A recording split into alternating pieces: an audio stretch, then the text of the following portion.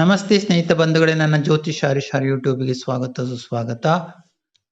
ಜ್ಯೋತಿಷದಲ್ಲಿ ರಾಜಯೋಗ ಅಂತ ಒಳ್ಳೆಯ ಯೋಗ ಇದೆ. ಇದರಲ್ಲಿ ಒಂದು ಸೂತ್ರ, 1ನೇ ಅಧಿಪತಿ ಮತ್ತು 9ನೇ ಅಧಿಪತಿ ಜೊತೆಯಲ್ಲಿರಬೇಕು ಅಥವಾ ಒಬ್ಬರನ್ನೊಬ್ಬರು ದೃಷ್ಟಿಸಬೇಕು, ನೋಡಬೇಕು, ಅಥವಾ ಅವರು ತಮ್ಮ ಮನೆಗಳನ್ನು ಬದಲಾಯಿಸಿಕೊಂಡಿರಬೇಕು. ಇವನ ಮನೆಯಲ್ಲಿ ಅವನು, ಅವನ ಮನೆಯಲ್ಲಿ ಇವನು. 1ನೇ ಮನೆ ಅಧಿಪತಿ ಅಂದರೆ ಲಗ್ನಾಧಿಪತಿ, 9ನೇ ಅಂದರೆ ನವಮ ಅಧಿಪತಿ. ಇಬ್ಬರದ್ದು ನೋಡಿ ಆ ರೀತಿ 3 ಸೂತ್ರದಲ್ಲಿ ಇದ್ದರೆ, ಅಂತ ಸ್ಥಿತಿ ಗ್ರಹಗಳಿಗೆ ಇದ್ದರೆ ಅದು ರಾಜಯೋಗ ನಡೀತದೆ. ರಾಜಯೋಗ 9ನೇ ಅಧಿಪತಿಯ ದಶದಲ್ಲಿ ಅಥವಾ ಭುಕ್ತಿಯಲ್ಲಿ, ಮತ್ತು ಲಗ್ನಾಧಿಪತಿ ಅಂದರೆ 1ನೇ ಮನೆಯ ಅಧಿಪತಿ ಅಥವಾ ಭುಕ್ತಿಯಲ್ಲಿ ರಾಜಯೋಗ ನೋಡ್ಬೋದು. ಮತ್ತು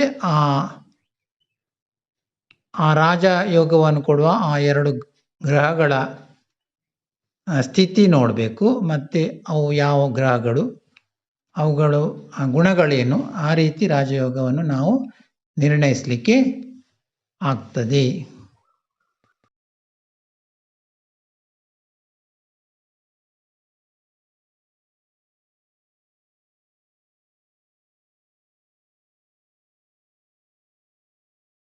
ಹಾಗೆ ರಾಜಯೋಗ ಕೇಂದ್ರಾಧಿಪತಿಗಳು ಮತ್ತು ತ್ರಿಕೋನಾಧಿಪತಿಗಳು ನೋಡ್ತಾ ಇದ್ದರೆ, ಜೊತೆಯಲ್ಲಿದ್ದರೆ, ಅಥವಾ ಅವರು ಮನೆಯನ್ನು ಎಕ್ಸ್ಚೇಂಜ್ ಮಾಡಿಕೊಂಡಿದ್ರೆ ಕೂಡ ರಾಜಯೋಗ ನಡೀತದೆ. ರಾಜಯೋಗದಲ್ಲಿ ಕುಂಡಲಿ ಯಾರು ಹೊಂದಿರ್ತಾರೋ ಆ ಜಾತಕದವರು ಜಯಶೀಲರಾಗ್ತಾರೆ, ಮತ್ತು ಅವರಿಗೆ ಐಶ್ವರ್ಯ ಅಭಿವೃದ್ಧಿ ಆ ಸಮಯದಲ್ಲಿ ರಾಜಯೋಗದ ದಶದಲ್ಲಿ ಅಥವಾ ಭುಕ್ತಿಯಲ್ಲಿ ಉಂಟಾಗ್ತದೆ.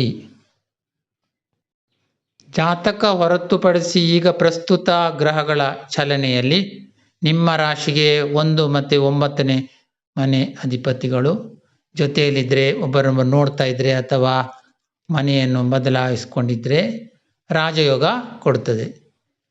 ಈಗ ಈ ತಿಂಗಳಲ್ಲಿ ಮೇಷರಾಶಿಗೆ ರಾಜಯೋಗ ಇದೆ, ಹಾಗೆ ಮೀನರಾಶಿಗೂ ರಾಜಯೋಗ ಇರ್ತದೆ, 1ನೇ ಮತ್ತು 9ನೇ ಮನೆ.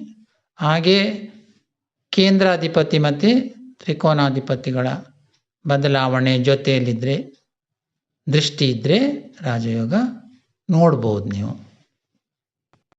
ಗೋಚಾರ ಫಲ, ಪ್ರಸ್ತುತ ನಡೆಯುವ ಫಲ, ಅದು 25% ಮಾತ್ರ ಫಲ ಕೊಡ್ತದೆ. ಜಾತಕದಲ್ಲಿ ಒಳ್ಳೆಯ ರಾಜಯೋಗ ಇದ್ದರೆ ತುಂಬ ಒಳ್ಳೆಯ ಫಲ, ಜಯ, ಸಿರಿತನ, ಕಾರ್ಯಗಳಲ್ಲಿ ಸರಿಯಾದ ನಿರ್ಣಯ, ಬುದ್ಧಿಶಕ್ತಿ ಉಂಟಾಗ್ತದೆ. ಪ್ರಿಯರೇ, ಈ ವಿಡಿಯೋ ನಿಮಗೆ ಇಷ್ಟ ಆದರೆ ಲೈಕ್ ಮಾಡಿ, ಶೇರ್ ಮಾಡಿ, ಸಬ್ಸ್ಕ್ರೈಬ್ ಮಾಡಿ. ಇನ್ನೂ ನಮ್ಮ ಚಾನಲ್ಗೆ ಸಬ್ಸ್ಕ್ರೈಬ್ ಆಗದಿದ್ದರೆ ಧನ್ಯವಾದಗಳು. Thank you very much. ನಮಸ್ಕಾರ.